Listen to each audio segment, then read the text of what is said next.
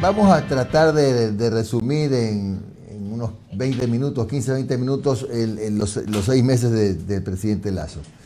Pero yo quisiera plantearte algo. Siempre se ha venido cuestionando el hecho de que no tiene buen manejo político, que hace falta refrescar líneas, que no hay operadores políticos, pero a ver, yo me voy a referir a lo más reciente. Reforma tributaria aprobada.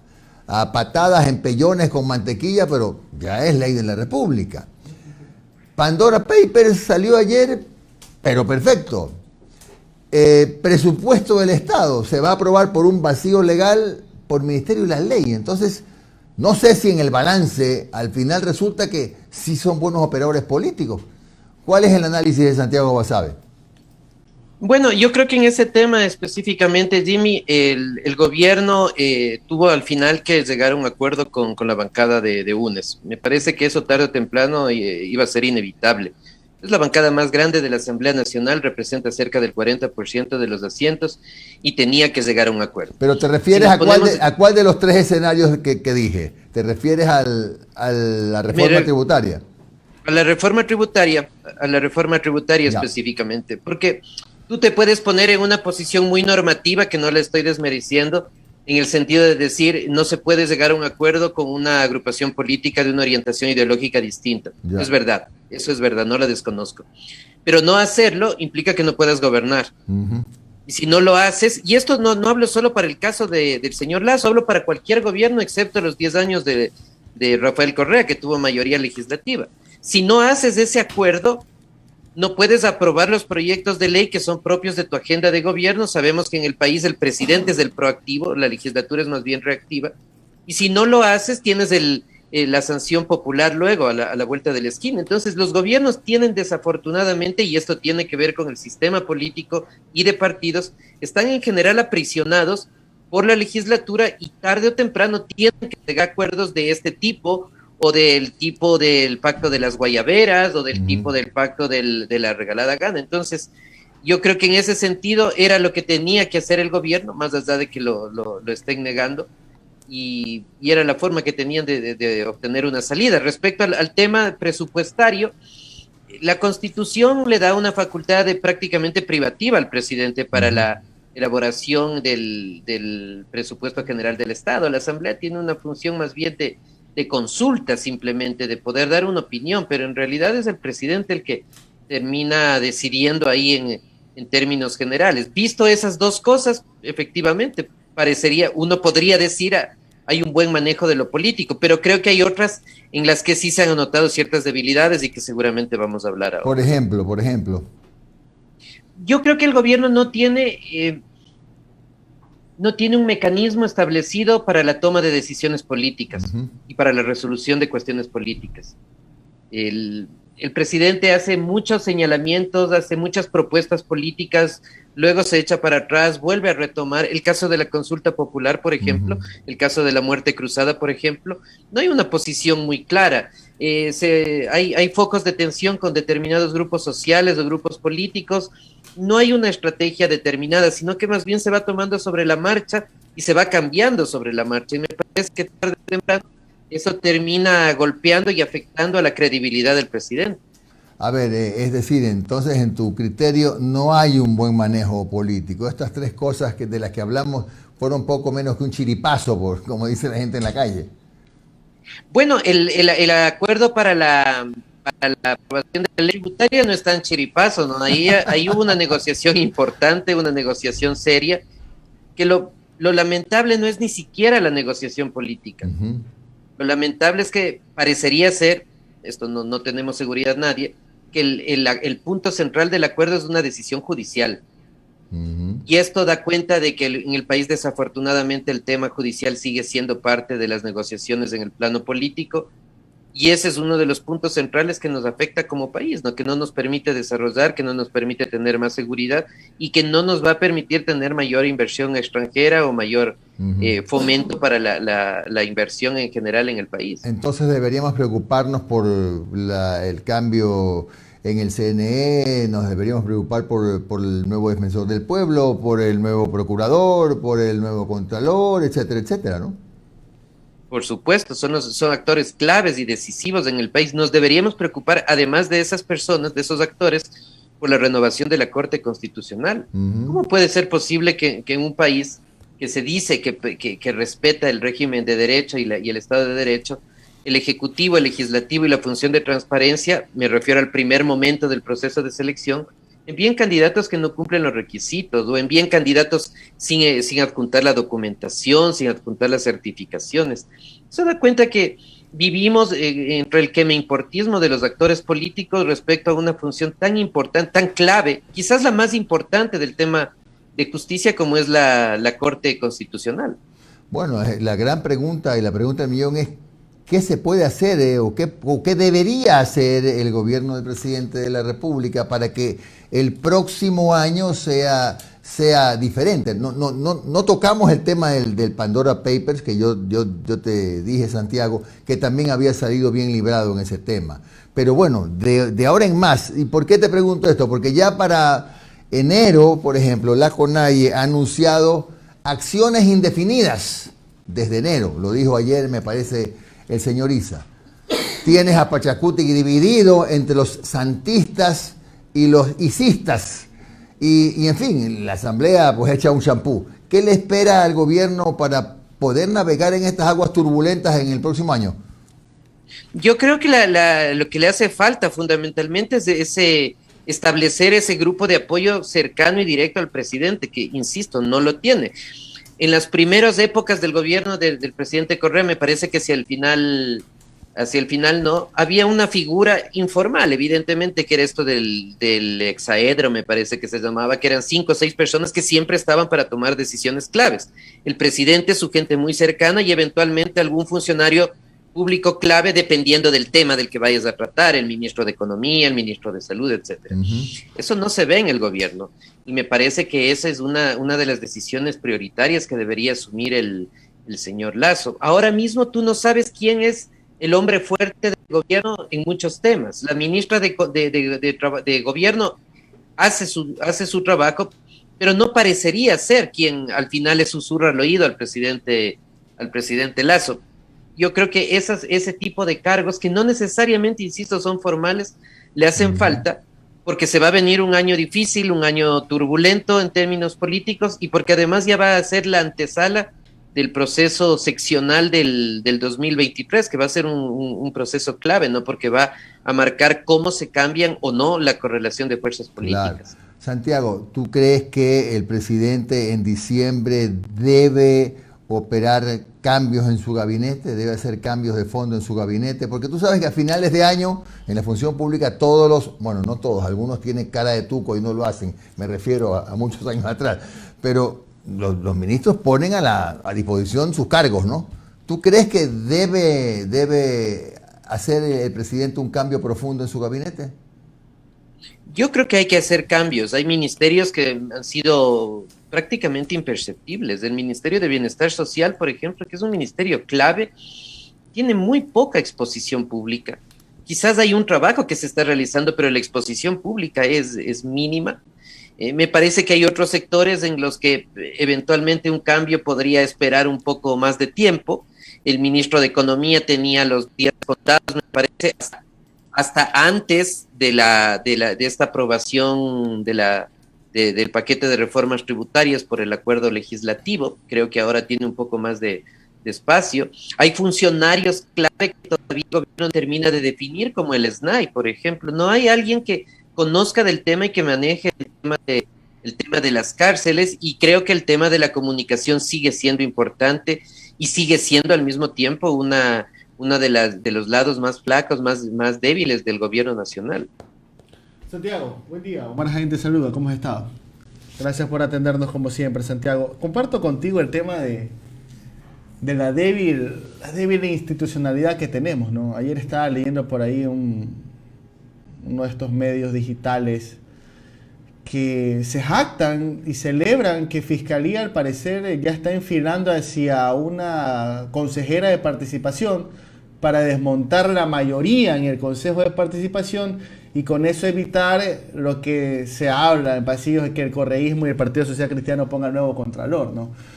Eso de los pactos políticos es ya se tendrá que ver dentro del organismo, pero que ya se intervenga una función judicial, algo de la función judicial para desmontar algo político, eso es bastante preocupante. Pero yo creo que, ¿tú crees que es, como tú decías, lo de la Corte Constitucional será la madre de las batallas? ¿O será Contralor? Las dos son importantes, ¿no? El tema en la Corte Constitucional es que vas a renovar un tercio, no se van todos, entonces eventualmente la capacidad de mayor o menor injerencia es menor. Además, me parece que al menos 6 de los candidatos es gente respetable, es gente que conoce y es gente honesta.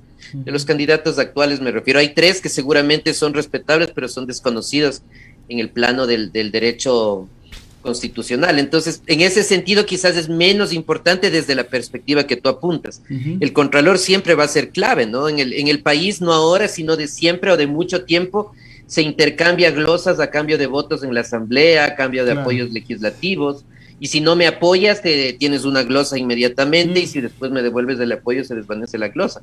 Así se maneja la Contraloría, o sea, no hay que tapar el sol con un dedo. Pero en lo de fondo, y con esto empezaba tu pregunta, lo más preocupante me parece es que empezamos a naturalizar todo. O sea, naturalizamos que se incida sobre las funciones del Estado, naturalizamos que se incida sobre la justicia, naturalizamos tal o cual injerencia o posible injerencia, naturalizamos un hecho que me pareció a mí llamativo, por decirlo menos, y que me parece es en Guayaquil, lo vi a través de una de las redes sociales, pero no estoy seguro de la ciudad, creo que era Guayaquil, donde hay una pancarta enorme de apoyo a la fiscal general del Estado. Eso es en el Oro, en la provincia del Oro.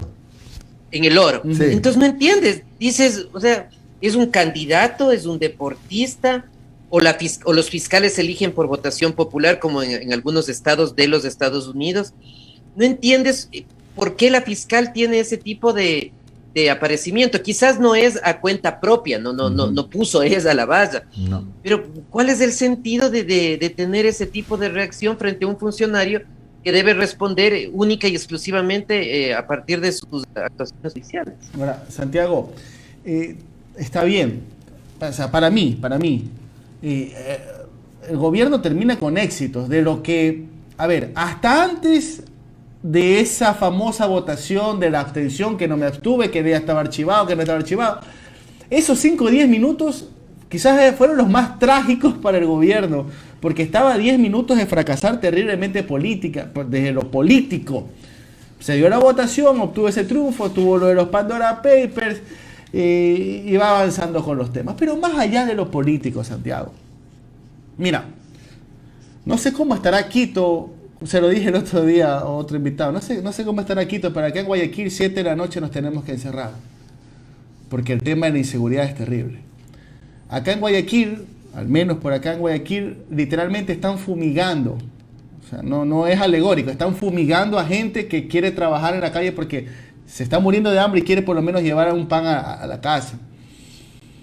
Cada vez que pasamos por la penitenciaría nos da miedo que nos caiga una bomba lacrimógena por ahí.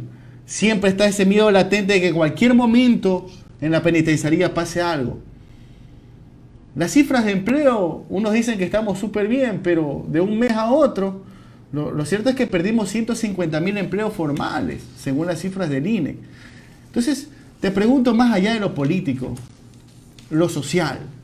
¿Cómo tú ves el ambiente, el estado de ánimo que tú sabes que es fundamental para cualquier tipo de análisis político, el ambiente de la sociedad?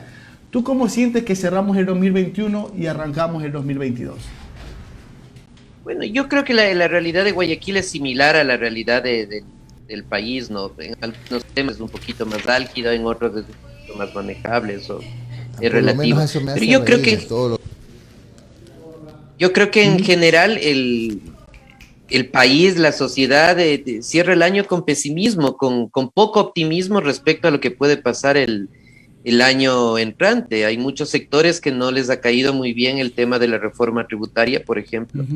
Y no solo sectores de oposición al gobierno, sectores que fueron medianamente cercanos o que se dicen medianamente cercanos. Pero en el común de los ciudadanos se nota fundamentalmente apatía y temor por la inseguridad, que es un tema extremadamente difícil de manejar, pero que hay que hacerlo. Y que hay que tomar medidas de largo plazo, efectivamente, pero que en el corto plazo también hay que tomar medidas. Y me parece que ahí está también una de las grandes deficiencias del gobierno. Se ha dejado estar en el tema y ojalá eso pueda resolverse, pero no se va a resolver en el corto plazo ni se va a resolver hasta final del año. Nuevamente, y me parece que el país termina con mucha apatía. Salió de un gobierno que fue muy difícil como el del señor Moreno. Es muy difícil que tengamos un gobierno peor. Siempre es posible, pero va a ser bastante difícil. Entonces, desde esa perspectiva, comparativamente, la gente se sentirá un poco mejor. Pero yo creo que en general el país atraviesa una crisis económica enorme que de ninguna manera ha sido superada y que con la ley tributaria tampoco eso se va a superar, porque esa ley más bien lo que se orienta es a cerrar el hueco fiscal y los compromisos con los multilaterales de crédito. El tema de fondo para el tema laboral eventualmente, no necesariamente, pero eventualmente va a ser la reforma laboral que se vendrá el año pasado y que seguramente será un nuevo dolor de cabeza para el gobierno. Claro, y por algo invertido el orden de la mega ley, pues, ¿no? ¿Te acuerdas que era primero tributaria, laboral e inversiones? Ahora va a enviar inversiones y va a aguantar un poco la laboral, supongo que para asegurar los votos, supongo.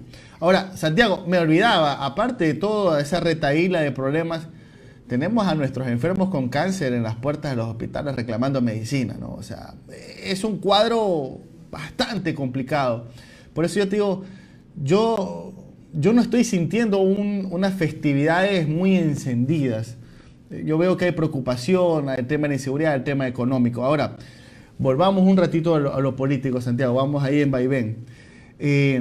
¿Cómo crees que le podría afectar en su base electoral, la dura, el votante duro de Guillermo Lasso, si por X o Y motivo, ojo, no estoy diciendo por tal motivo, por X y motivo se da el arresto domiciliario de Jorge Glass?